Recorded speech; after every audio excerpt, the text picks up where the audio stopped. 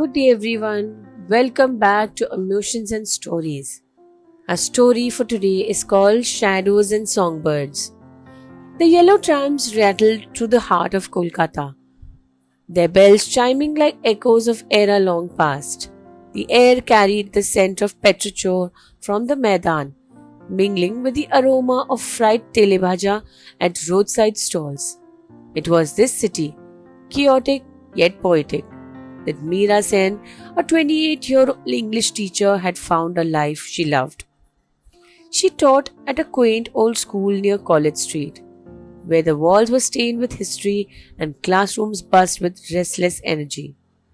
Literature was her world, and she, every evening, lost herself in the pages of Tagore, Woolf, and Neruda, sipping on a cup of overbrewed chai at a small cafe near her home in Hindustan Park. Love, however, had always been an afterthought. She had seen too many fleeting romances in her city, the kind that burned right in coffee shops and poetry readings but fizzled out as quickly as they began. She had decided long ago that love, at least that kind, worth having, was not for her. And then, one stormy evening, she met Ishan Roy, an unexpected circuit. It started with a mistake. Meera had taken the tram home, lost in her thought, and she realized, too late, that she had boarded the wrong one. Instead of winding towards South Avenue, she was now heading deep into North Kolkata, where the streets narrowed. The houses leaned over the roads, and the air carried stories of generations past. Lost, miss? A voice interrupted her thoughts. She turned and found herself looking at a man seated across the tall with unruly hair and a sketchbook resting on his lap. He had the easy confidence of someone who belonged in this city's chaos. His shirt was stained with charcoal and fingers tapped absent-mindedly on the wooden tram seat. I took the wrong tram, she admitted. Then you're lucky, he grinned. Sometimes the wrong routes take you to the best places. His name, he had told her, was Ishan Roy. A struggling artist, he lived in a tiny apartment near Kumartuli, painting gods and goddesses for Durga pandals. He spoke with passion of someone who loved the city not just for what it was, but what it could be. And against a better judgment, Meera found her intrigued. Between ink and canvas, what started as a random encounter turned into something more. She began seeing him at the cafe where she read her books. Some days he sketched in his notebook while she underlined passages in her dog-eared copies of Neruda. Other days, he dragged her to the hidden corners of Kolkata, the forgotten by-lanes of Beau Bazaar, the rooftop tea stalls in Bura Bazaar, and graffiti-covered walls of Jadavpur. You see,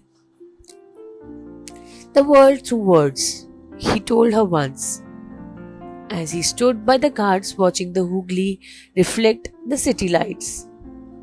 I see it through colors, but maybe we are looking at the same thing. For the first time in years, Meera felt something shift inside her. She had spent her life chasing certainty, crafting a future like a well-structured novel. But Ishan was a painting, messy, unpredictable and full of life. And she wasn't sure when she had started falling for him. The weight of reality. But love, as Meera always believed, wasn't just about poetry and stolen glances. Ishan's world was one of a struggle.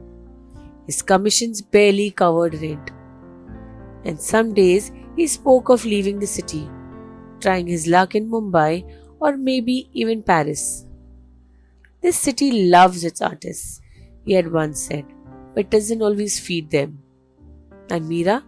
She was tied to Kolkata, to her students, to the life she had built brick by brick.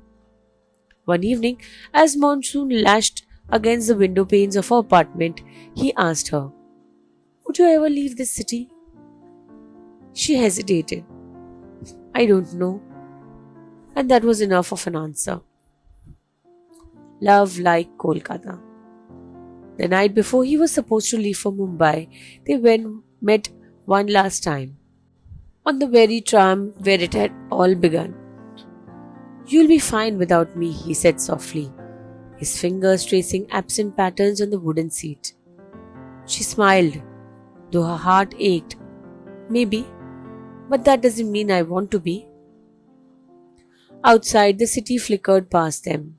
The bookstalls of College Street, the old theatres of Esplanade, the flower markets near Howrah. Kolkata, in all its chaos and beauty, held them together for just a little longer. And as the tram slowed, Meera made a decision. Sometimes, love wasn't about choosing between staying and leaving. Sometimes it was about believing that no matter the distance, some stories always found their way back. Please do let us know how did you like the story. Please do like, share and subscribe. Thank you.